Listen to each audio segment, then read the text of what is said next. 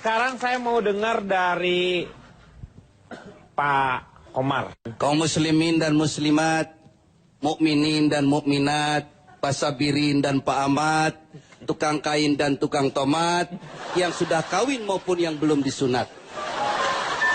Para tokoh masyarakat, tokoh politisi, tokoh agama, tokoh wanita, tokoh pemuda, tokoh besi, tokoh baju, tokoh TV, dan lain sebagainya. Pimpinan ILK beserta seluruh jajaran dan perangkatnya, yaitu seperangkat alat sholat dibayar tunai. Lo nikahin ini, jadi nikahin. Pak Denny, Ya. dalam sebuah bukunya, Ibnu Sina, seorang ahli fuqaha, Ya. seorang ahli fikih dan tasawuf, Ibnu Sina membagi kategori ibadah itu menjadi 3. Ada 3 jenis motivasi manusia melakukan ibadah. Yang pertama, ada orang-orang yang melakukan ibadahnya semata-mata dia karena kepingin masuk surga. Kalau ada orang yang seperti ini, dia ibadahnya seperti pedagang. Ibadahnya selalu main hitung-hitungan untung dan rugi. Orang yang seperti ini akan kena penyakit yang namanya penyakit sum'ah, riya, ujub, dan takabur. Kepingin dipuji orang ibadahnya. Yang pertama. Yang kedua, ada orang melakukan ibadahnya semata-mata karena rasa takutnya masuk neraka.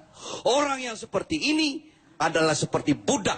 Capek dia ibadahnya. Dia akan terjebak dalam sebuah kegiatan ibadah yang bersifat rutinitas ritual. Yang penting gugurnya sebuah kewajiban. Itu yang kedua. Yang keempat. Ketiga. Bapak tuh bener ya Pak ya? Ngomong udah bener, tapi jangan loncat-loncat dong Pak. Urutan aja 3. Akong udah berhasil bikin kagum. Drop. 3 Pak. 3 kok. Kita udah kagum, udah salut. Udah keren gitu ya Cipan ya. Bagus dong Pak Udi. Kita lagi dengerin baik-baik. Iya. Itu yang ceramah kan saya. Jangan dilewat. 3. Yang ketiga. Persatuan Indonesia. Yang ketiga, ada orang yang melakukan ibadahnya. Dia tidak berharap apa-apa. Dia tidak berharap surga dan dia tidak takut masuk neraka. Dia hanya berharap ridho Allah subhanahu wa ta'ala. Rukuknya, sujudnya, etikafnya, tadarusnya. Hanya berharap ridho Allah subhanahu wa ta'ala dengan hubbul ilahi. Dengan cinta. Sujudnya dengan cinta. Puasanya dengan cinta. Kalau segala sesuatu yang kita kerjakan penuh dengan cinta, tidak berasa apa-apa. Ada seorang waliullah wanita, cantik jelita, namanya Rabiatul Al-Adawiyah. Rabi'ah Al-Adawiyah, di setiap sujudnya, sajadahnya selalu basah dengan tetesan air matanya. Lidahnya tidak pernah kering karena zikir yang tidak pernah putus kepada Allah subhanahu wa ta'ala. Dia selalu berdoa, ya Allah, kalau saja sujud dan ibadahku ini semata-mata karena rasa takutku masuk neraka, tolong masukkan aku ke dalam neraka yang paling dalam sekarang juga ya Allah. Kalau sujud dan ibadahku ini semata-mata karena keinginanku masuk surga, tolong kunci saja pintu surga ya Allah. Aku bukan itu ya Allah, aku cinta padamu ya Allah. Nah, tepuk tangan. Yang tepuk tangan saya doakan mudah-mudahan banyak rezekinya. Amin.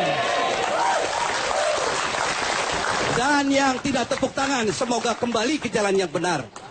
Tepuk tangan terus seperti pegawai negeri baru naik gaji. Saya kira itu yang harus kita ambil. Ibadah puasa Ramadan adalah bersifat sirriyah, rahasia. Hanya diri kita dengan Allah. Tidak ada yang tahu. Tidak boleh ada yang tahu. Karena bersifat rahasia. Oleh sebab itu, biasa-biasa saja. Lapar itu tidak ada. Haus itu tidak ada. Karena kita punya rasa.